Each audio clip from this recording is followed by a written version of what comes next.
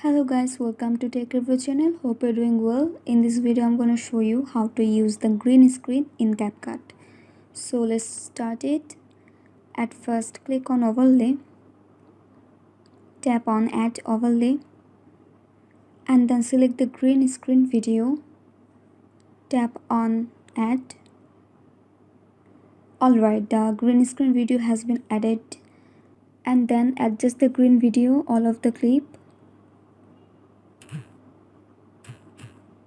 like this, and then press the overlay video and tap on CapCut. Tap on chroma key and then select the green color. Tap on intensity and put the intensity all the way up, and then go back and play the video.